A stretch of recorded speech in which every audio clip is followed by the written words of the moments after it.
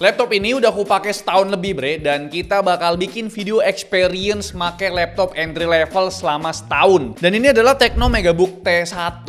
Kira-kira apa aja sih yang harus dikompromikan buat make laptop entry level? Langsung saja kita bahas. Tecno Megabook T1 ini jadi produk laptop pertamanya Tecno di Indonesia yang cukup rame juga waktu itu. Jadi bre, harga laptop ini waktu awal launching itu cuma 6 jutaan aja. Dan tersedia dua varian prosesor. Ada yang pakai Ryzen 5 5000 series, ada juga yang pakai Intel Core i5 generasi ke-12. Sebenarnya apa sih yang bikin laptop ini menarik banget? Ternyata banyak juga sih bre. Oke, pertama kita jelasin ya. Layarnya. Di harga 6 jutaan itu jarang banget ada brand laptop yang ngasih panel IPS 100% sRGB. Biasanya tuh ya standarnya di 60-an persen sRGB lah. Ini jadi langkah yang agresif dari Tecno buat ngasih harga segini. Nah setelah ku pakai setahun, apakah kualitas panelnya masih sama? Setelah kita tes ulang, ternyata bre ada penurunan di bagian color gamut yang tadinya 100% sRGB sekarang tuh turun jadi segini. Terus di bagian akurasi warnanya juga turun juga ya. Ya sebenarnya sih wajar ya, karena memang seiring pemakaian faktor umur di subpixelnya juga ada gitu. Tapi tetap ya panel laptop ini tuh masih oke di kelas harga entry level, apalagi 6 jutaan. Kalau lagi di luar biasanya tuh dipakai buat bikin script dan analisa hasil foto. Panel itu masih bisa diandelin lah. Ya laptop ini tuh cocok-cocok aja buat kalian yang masuk jurusan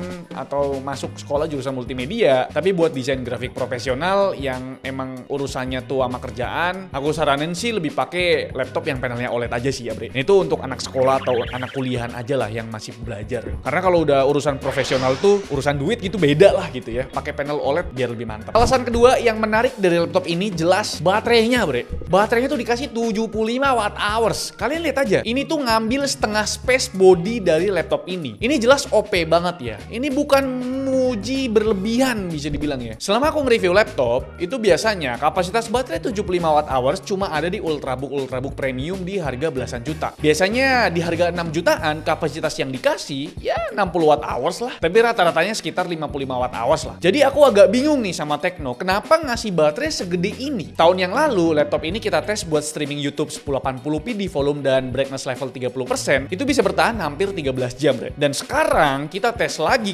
ulang dengan adanya update Windows, update driver VGA, ternyata ketahanan baterainya tuh turun jadi 11 jam. Jadi ada penurunan 2 jam setelah 1 tahun lebih pemakaian. Ya dipakai buat kerja seharian tuh masih nyisa lah ya. Kalau lagi liburan di luar, biasanya tuh dipakai buat script di bandara, bikin thumbnail buat YouTube di hotel, dan jarang banget ngecharge bre. Dan bukan cuma baterainya, chargernya juga bagus. Dari sekian banyak review laptop, biasanya chargernya tuh konvensional, ukurannya lumayan gede, dan kabelnya pendek. Sedangkan adapternya Tecno ini punya teknologi GaN, jadi ukurannya tuh bisa kecil, tapi kecepatan ngecharge-nya tuh bisa kenceng. Tapi cuma 65 watt doang sih ya. Cuma itu udah standar kok. Ini agak anomali, tapi bisa dijelasin bre. Setahun yang lalu, tes isi daya itu butuh waktu 3 jam. Sedangkan sekarang, pas kita tes buat isi daya hampir 80%, itu cuma butuh waktu 1 jam 20 menit. Ini tuh bisa jadi faktor suhu juga sih ya. Kalau suhunya lagi adem dan laptopnya tuh lagi nggak panas, ngecharge-nya tuh bisa lebih cepet. Tapi kalau suhu laptopnya lagi panas, terus chargernya juga ikut panas, dan ditambah nggak pakai AC juga mungkin ya, bisa jadi ya ngecharge-nya lebih lambat gitu. Alasan ketiga mungkin dari segi desainnya sama build quality-nya kali ya. Selama setahun pakai nih laptop bre, aku ngerasa tuh nggak minder ya. Dipakai di tempat umum kayak di cafe, di bandara, itu aman-aman aja gitu ya, nggak malu lah gitu ya. Mungkin karena Tecno tuh main aman buat desainnya dan nggak mau ribet soal R&D buat desainnya juga. Kalau dilihat dari jauh, orang ngira laptop ini mirip laptop MacBook gitu ya. MacBook kan laptop ya. Maksudnya MacBook gitu ya. Kalau logo Tecno-nya ditutupin stiker aja, ya masih makin mirip tuh ya. Apalagi build quality-nya tuh yang pakai metal, biasanya tuh memang lebih kuat, lebih premium juga, dan bantu sistem pendinginan. Karena kan metal itu bahan konduktor juga, penyebaran panasnya tuh lebih optimal lah bisa dibilang. Terbukti pas laptop ini kesenggol kucing dan ternyata jatuh, yang ada penyok dikit sih sebenarnya sih. Kalian tau kucing oren kan? Nah kayak gitulah kesenggol tuh ya, apalagi dia sering naik di atas laptop gitu ya. Penyok dikit di bagian atas sini bre, tapi tetap normal dipakai. Cuma komprominya jelas dari segi bobotnya. Karena sasisnya pakai metal, bobot laptop ini tuh terbilang agak berat mengingat ini tuh cuma laptop 14 inci. Ya mungkin kalau laptop 15 inci nggak apa-apa dah. Karena bobot laptop ini tuh 1,4 kilogram bre. Ini tuh mirip sama kayak TUF Gaming A14. Lah itu mending kan laptop gaming. Ini kan bukan laptop gaming. Ini Ultrabook bro. Tapi ya selain karena sasisnya yang pakai metal tadi, ya mungkin ini ditambah dari kapasitas baterainya yang 75 watt hours. Jadi makin berat berasa lagi tuh ya beratnya. Pas aku taruh di tas, lebih tepatnya tas lempang ya. Kebetulan aku tuh nggak pernah lagi pakai tas gendong, agak males juga ya. Apalagi yang ada logo Asusnya tuh aku agak males. Jadi akhir-akhir ini tuh lebih demen pakai tas lempang lah. Jadi bobot segitu tuh menurutku masih terbilang berat di kelas laptop 14 inci. Apalagi pakai tas lempang tadi, bre. Oke, alasan keempat. Sebenarnya ini minor ya, tapi kadang penting di beberapa kondisi. Ini laptop bisa dibuka pakai satu jari nih ya. Bisa dibuka pakai satu jari. Atau mungkin memang karena bobotnya itu di 1,4 kg ya. Tapi ada juga kok laptop ringan yang bobotnya di bawah 1 kilo bisa diangkat satu jari. Tapi ini nilai plus lah. Ini berguna banget kalau satu tangan kalian tuh lagi sibuk, entah lagi berminyak atau lagi kena cairan, lagi pegang tisu. Kadang aku tuh kesel sama laptop yang nggak bisa dibuka pakai satu jari. Masalahnya bre, bodinya tuh ngikut keangkat begini loh, kayak mau ngangkat tiba-tiba bodinya keangkat, jadi kayak laptop ini gitu ya. Nah kalau laptop ini tuh aman lah, masih bisa dibuka pakai satu jari. Sebenarnya ini bisa lebih, ini tuh bisa disetting di engselnya kali ya, tapi kan agak repot juga sih ya. Aku juga lebih demen sama laptop yang engselnya tuh bisa dibuka rata 180 derajat kayak gini, ya kan? Buat presentasi ke lawan bicara, kalau lagi duduk hadap-hadapan, terus kalau mungkin sambil tiduran, bukanya tuh rata begini kayak HP gitu ya. Bisa menghindari dari bocil-bocil yang tiba-tiba laptopnya langsung dijebret aja gitu ya. Jadi bisa dibuka rata 180 derajat, menurutku itu nilai positif. Alasan kelima, soal security. Kenapa security ya? Sebenarnya di kelas harga segini, ada yang udah punya fingerprint juga. Tapi udah jarang banget ditemuin. Yang ku tahu tuh ada Advan Workplus generasi pertama. Di harga 6 jutaan, punya security biometrik macam fingerprint, menurutku udah langka banget deh. Dan ditambah fingerprintnya tuh di tombol power. Nah, tombol power di laptop ini tuh misah dari keyboardnya. Udah perfect banget kan sebenarnya. Sebenarnya ini juga jadi bahan evaluasi brand laptop lain sih ya. Penempatan fingerprint paling ideal menurut keyakinan saya pribadi gitu ya, itu ada di tombol power. Sebenarnya bisa juga ditaruh di touchpad, tapi kadang ganggu aja penempatannya, ganggu visual sama kayak kenapa ada di touchpad aja gitu ya.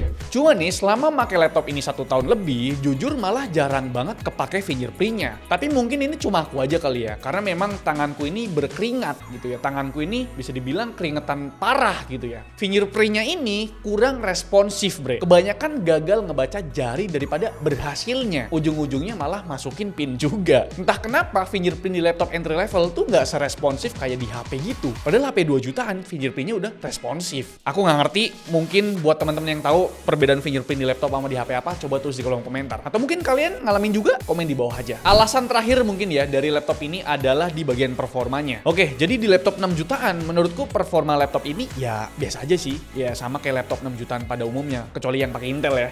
Jadi laptop ini, Tecno Megabook T1 itu pakai prosesor AMD Ryzen 5 5625U ya. Agak aneh memang nama prosesornya. Terus udah ada grafik Radeonnya, tapi bukan yang 660M, bukan yang terbaru, masih grafik Radeon biasa. Terus buat RAM-nya di sini udah RAM 16GB LPDDR4X di 4266 MT/s sekian lah. Sama SSD-nya udah NVMe Gen 4. Jadi kita akan kasih tahu gambaran perubahan performanya juga selama 1 tahun pengujian. Jadi break, kita coba bandingin dengan performa 2 sampel game aja. Ada Cyberpunk 2077 sama game Forza Horizon 5, yang mana 2 game itu tuh punya apa ya, bisa dibilang pengaturan benchmark lah. Jadi biar sama lah, biar adil gitu loh. Tapi disclaimer dulu, kita udah update driver grafik Radeonnya udah pasti ya. Terus update Windows juga udah pasti gitu loh. Oke, pertama ada game Cyberpunk 2077.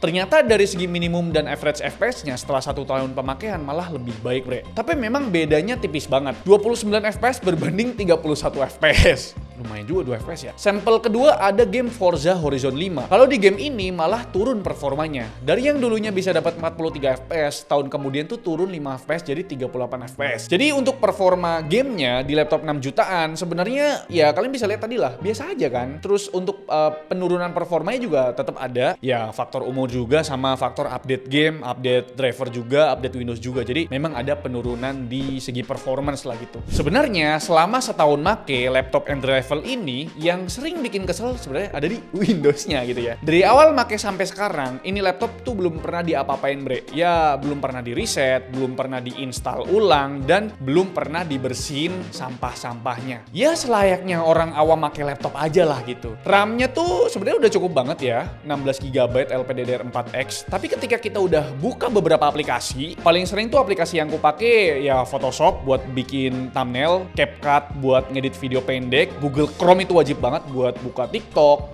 YouTube, Facebook ya karena memang kita kan kerjanya di sosial media gitu ya. Sama udah pasti Microsoft Word atau Notepad buat buka script atau buat nge-scripting. Jadi ternyata setelah kita aku pakai buka aplikasi yang tadi ku sebutin itu bisa makan RAM sampai 12 GB. Jadi memang manajemen RAM di Windows 11 ini bisa bilang plus banget gitu ya.